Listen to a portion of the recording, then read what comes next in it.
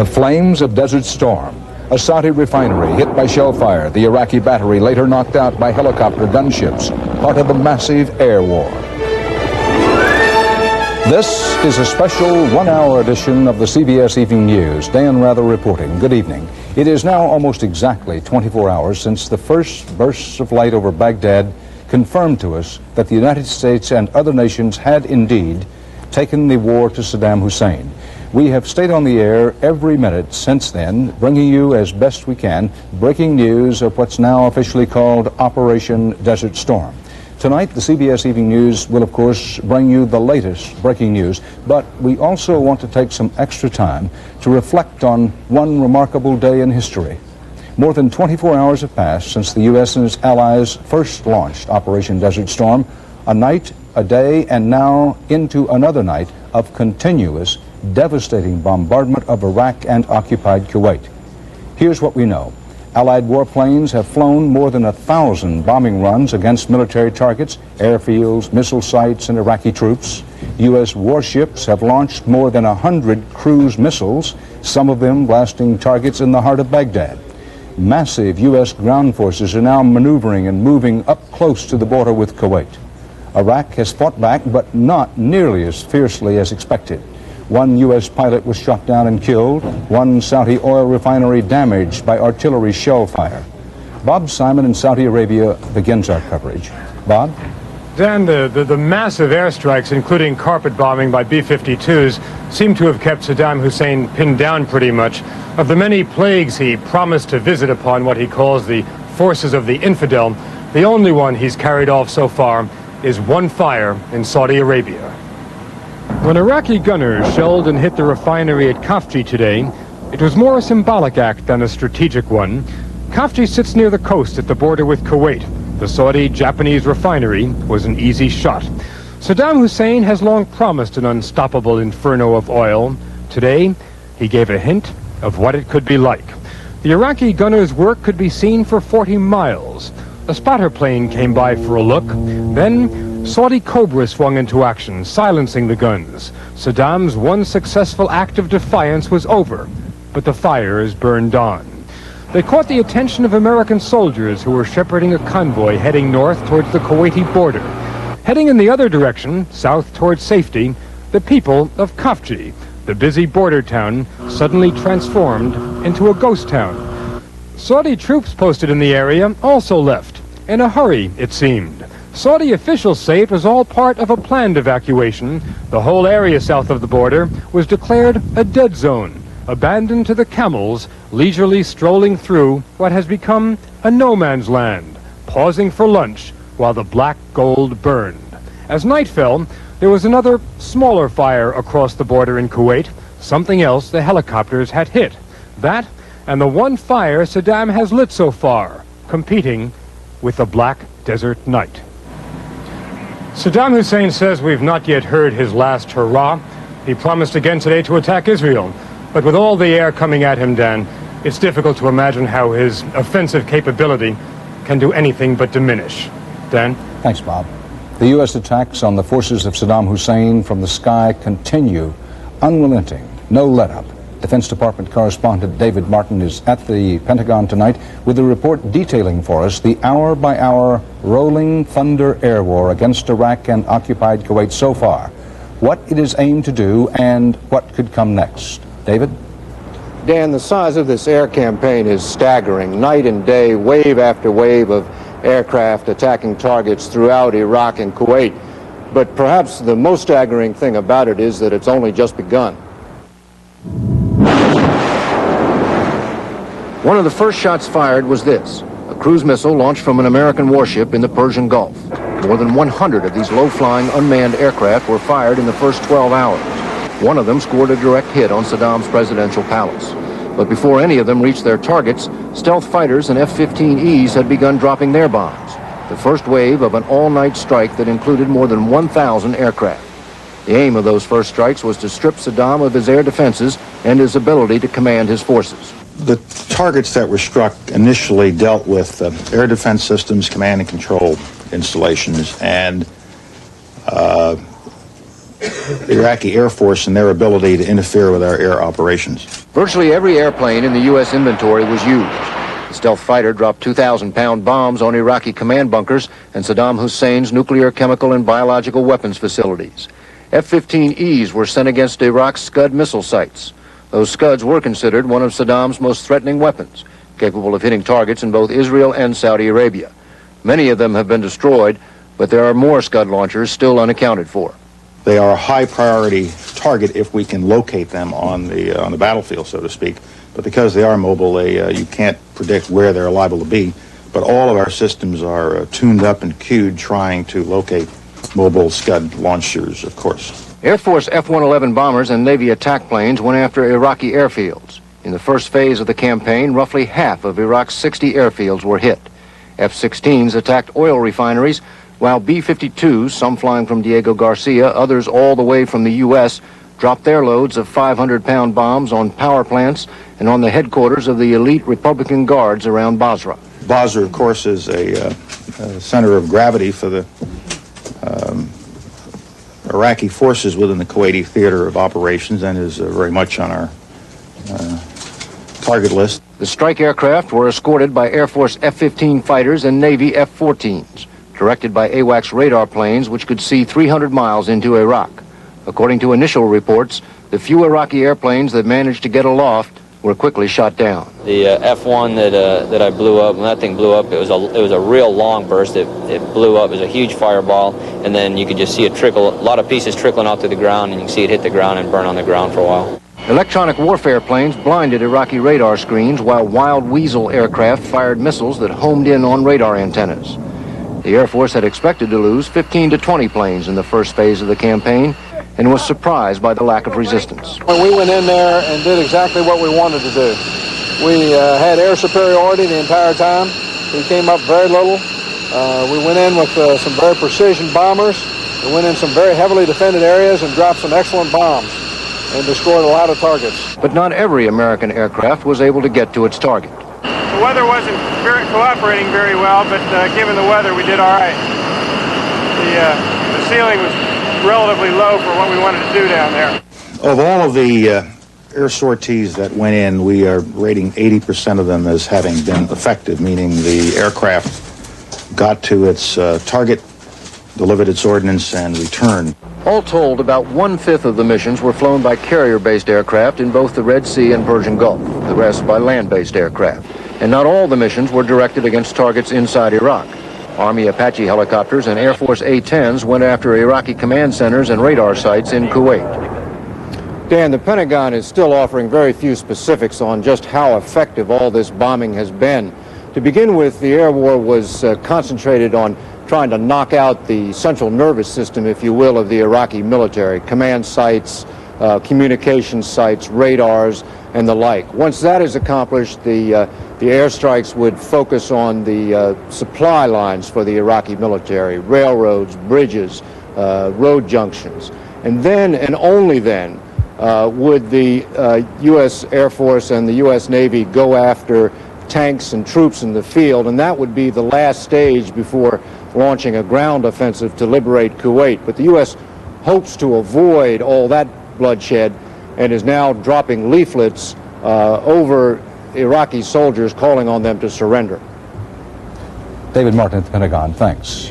For added perspective on all this, we turn now to our two unparalleled CBS News consultants with hands-on military expertise in command in the Persian Gulf, retired Marine General George Christ, retired Air Force General Michael Dugan. Gentlemen, your assessment of where we are and where we're going militarily. Dan, as we speak, some 460,000 U.S. and Allied ground forces and over 3,000 tanks are massing along the Kuwaiti border.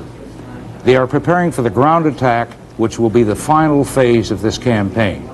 Now, when this happens, and it will happen, depends entirely upon the effects of the airstrikes that are going on now. General Dugan? General Schwarzkopf clearly has a lot of options available, Dan. And the essence of a generalship is to be able to bring together the orchestration of the forces, the selection of the objectives, the time and the place for the decisive battle. General Schwarzkopf is clearly the man in charge. He has the initiative, and he's orchestrating his forces very well. Quickly, would you expect the ground offensive sooner or later, General? Sooner. Thank you very much, General. Gentlemen, we'll be talking more later as part of our continuing CBS News coverage during the night. Just ahead on this special edition of the CBS Evening News, a look at Saddam Hussein hunkered down in Baghdad today.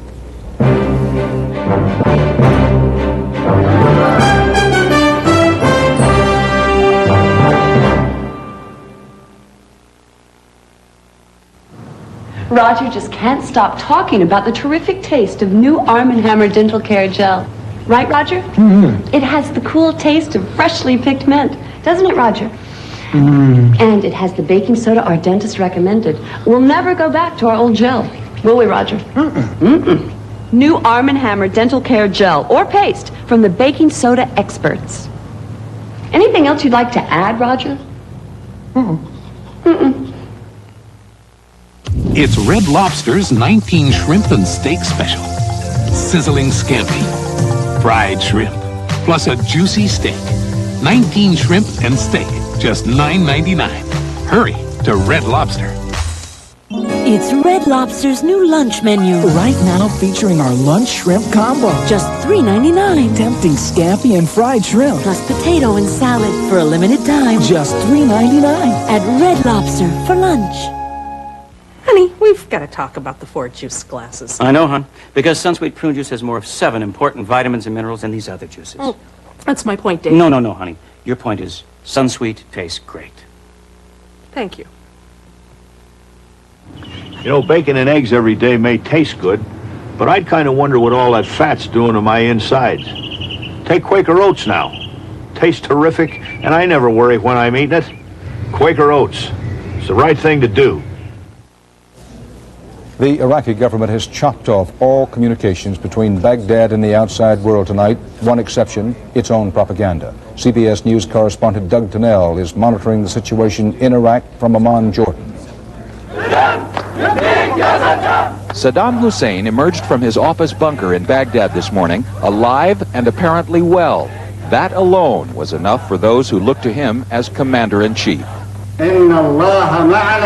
His first message to the Iraqi people was classic Saddam, defiant, taunting. He called President Bush the Satan of the White House, promised victory, and vowed to liberate the Golan Heights, Lebanon, and Palestine. With American jets still in the air, Saddam appeared in downtown Baghdad with an Iraqi TV camera in tow. As always, the image is carefully tailored to show a vigorous, unruffled Iraqi leader. But today, it also reveals a crucial weakness. When Saddam's car stops, people rush to question him, seeking his reassurance that Iraq's army is still strong. They are clearly far from certain, and they are not alone. I think people don't really know why that is happening, why he hasn't responded. Either he can't respond because he's been hit very hard, or he has a strategy in mind, so people really can't make a judgment on that for another couple of days or weeks. When Saddam met with his senior commanders, the microphones were turned off. The military communiques broadcast from Baghdad today were filled with wildly exaggerated claims of Iraqi successes and American failures. But few are fooled. Ali Al-Omri stayed home from work in Amman, Jordan today to listen to the news of the Gulf War with his wife Salima. Like most Palestinians, they support Saddam and were shocked that the air raids were so massive and so merciless. God is on his side, Salima told us. I am angry, Ali says, because America should not have done what it is doing to Saddam. The government of Jordan deplored the Bush administration's decision to resort to force against Iraq, calling it a brutal attack on an Arab nation. Algeria, too, denounced the airstrikes, and there were pro-Iraqi demonstrations all across North Africa. Among his supporters in Iraq and around the Arab world, there is a sense Saddam's military response has been unexpectedly frail in the face of the Allied air attack. Tonight, many are wondering what Saddam Hussein will choose to do next, or if all his options have run out. Doug Tennell, CBS News, Amman. Baghdad Radio has upped the number of Allied planes it claims to have downed. It now says it is down 60. The Allies say that's ridiculous. They confirm that 3 Allied warplanes, including 1 U.S. plane, have been downed. President Bush made it explicitly clear today which option he wants, indeed, which option he is demanding. Saddam to choose now. Quit the fight, get out of Kuwait, or pay the price. Leslie Stahl is at the White House with more about President Bush's actions today as Commander-in-Chief in wartime. Leslie? Dan, clearly hoping to avoid a mass slaughter of Iraqi troops, President Bush called on Saddam Hussein today to surrender, to lay down his arms, and to say he intends to completely withdraw from Kuwait.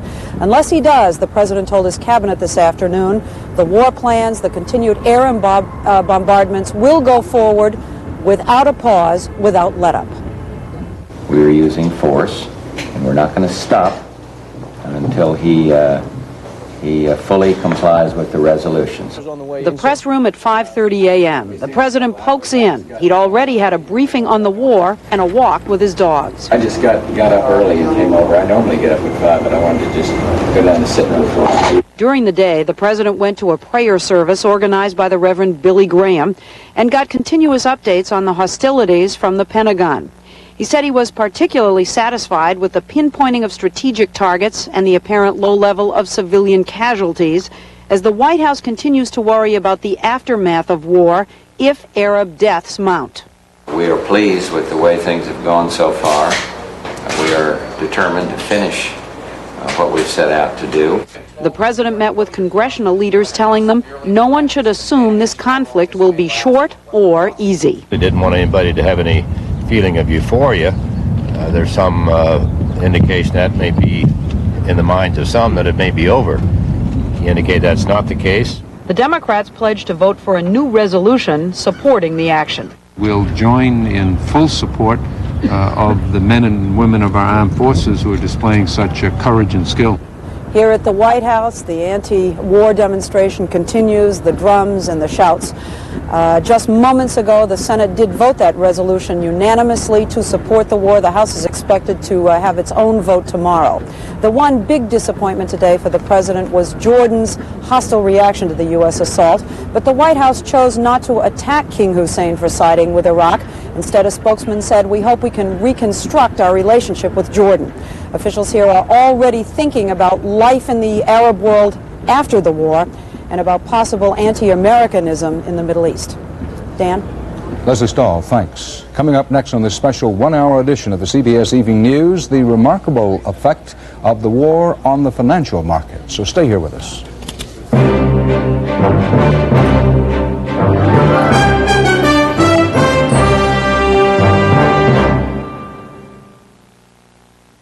To get rid of her gray, my wife can spend 40 minutes.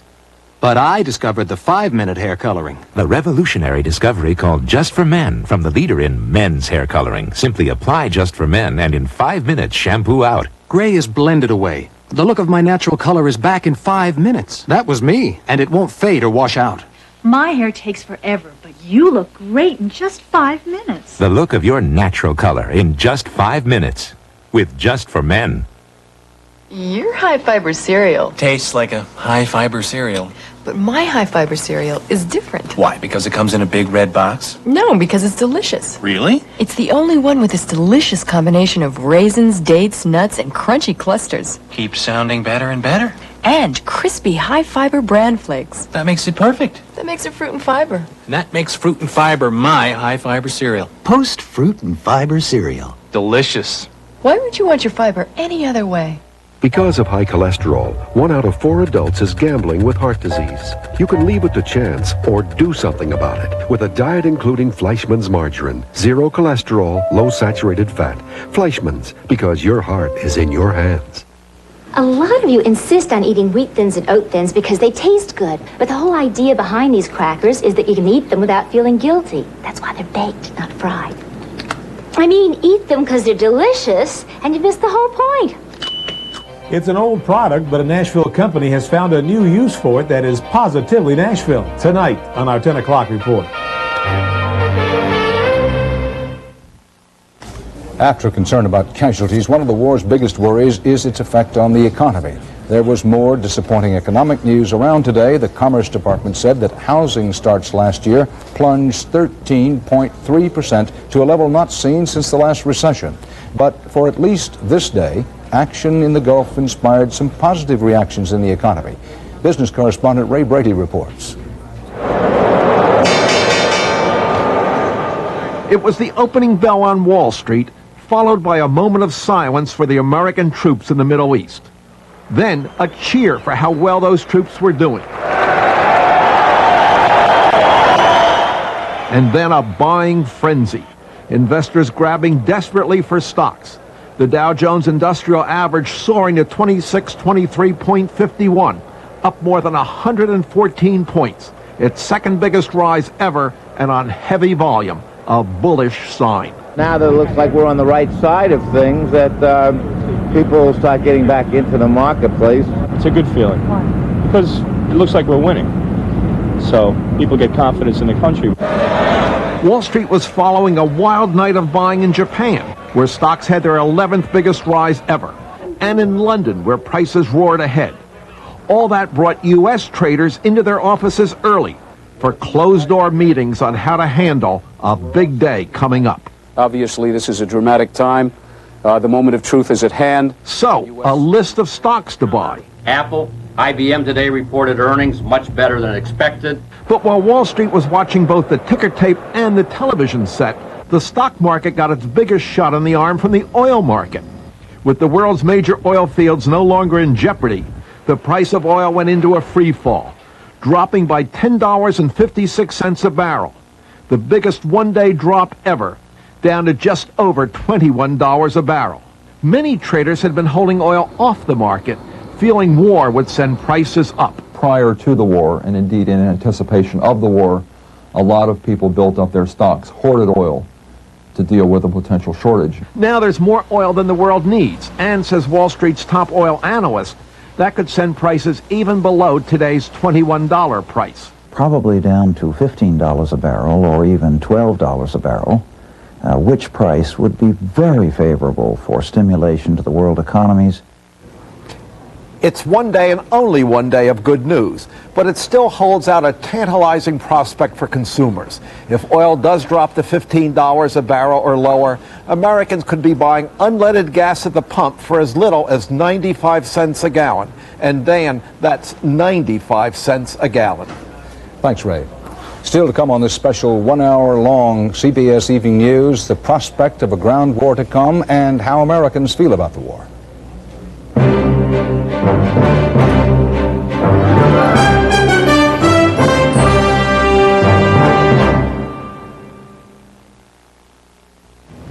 Well, this doesn't look very interesting.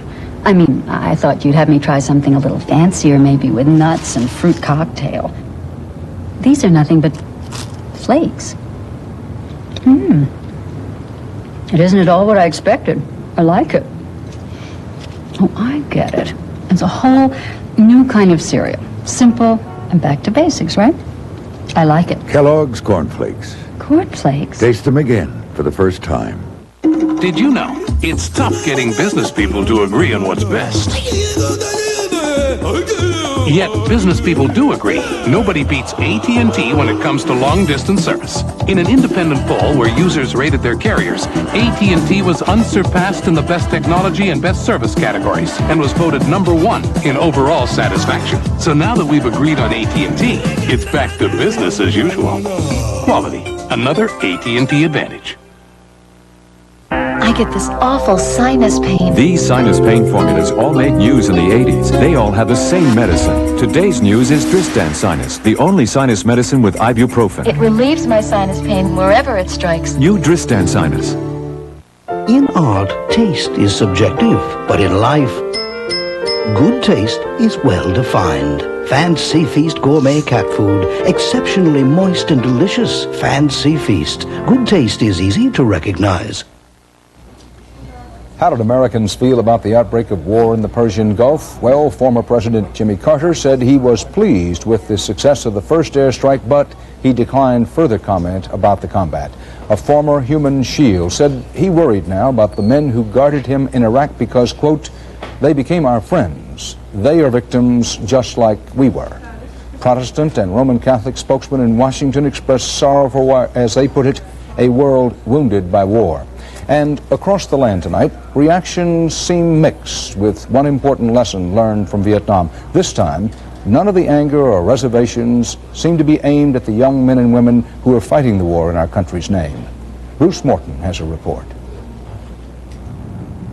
Dawn in Washington on the first full day of war. Across from the White House, one protester holds a candle. I'm just so sad, but hopefully next time we'll learn how to do it a new way. And the battle began. For these men and women in Miami, all with relatives serving in the Gulf, the longest day started last night. They watched the president, some cried, and then they prayed together. Hallowed be thy name. In Indianapolis, they raised the flag. They do it every day, but this was different. All around the country, even the men who print the newspapers couldn't wait to read all about it. The longest day dawned in San Francisco. Hard to believe how the world had changed during the night. It's surreal in a way for us to be standing on the street corner and be at peace and quiet and a beautiful morning and to think of what's going on halfway around the world. This is very scary, very real, and it's hard to understand and comprehend the danger of it all. For Farrell Klein in Garland, Texas, this was Christmas morning. He saw his pilot son on television coming back from a mission. Oh, that was good. I mean, just like having a ringside seat. And gosh, I was really rooting for him. And I said, go get him, Donnie. Jesse, what do you think about war? None of those Iraqis, if they win, that they'll come and bomb the United States. In Crete, Nebraska, they talked about the war in the town's one-room schoolhouse and wrote letters to the troops. If it was up to me and I was a general, I'd send my dad back. The kids in this counseling session at Burbank Elementary in Hampton, Virginia, are a little closer to the war. Their fathers are all in the service, all in the Gulf. What about real life do you really care about, Matthew? My father. Your father? I know my father's not going to get killed. Some Americans protested the war. In Boston, they seem to remember all the slogans from Vietnam protests a generation ago. In Denver, pro and anti-war groups clashed. One of my sons died. You know what I would feel? That these peace protesters to me killed my sons. Some protested, many prayed. St. Matthew's Cathedral in Washington, D.C. We ask God to protect those who fight in our behalf, and with a true peace achieved, to bring them back to us sound in body and heart and mind. And I hope that everybody can pull together and let them know that we're behind them. They're doing their part, and this is the only part we can do, is to pray for them. I will do it every day, on my knees.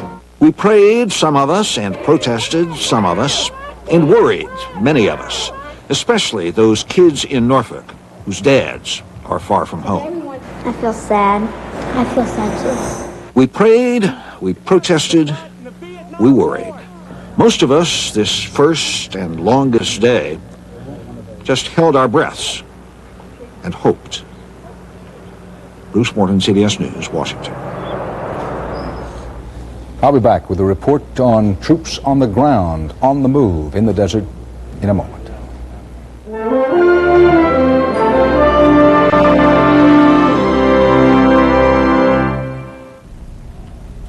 Good evening, I'm Vicki Yates. And I'm Chris Clark. Coming up next on News Channel 5's 6 o'clock report. I'm Shirley Washington, reporting from Fort Campbell, where security is airtight. I'm Tony Aiello, live at Clarksville Memorial Hospital, where the start of war has meant the end of business as usual. I'll have a report. And I'm Lydia Linker, reporting live from the National Guard Armory. I'll tell you how Tennesseans were involved in the first strike against Iraq. We'll have those stories, how kids are taught about the war, and we'll check the pump prices. The 6 o'clock report is next. Join us.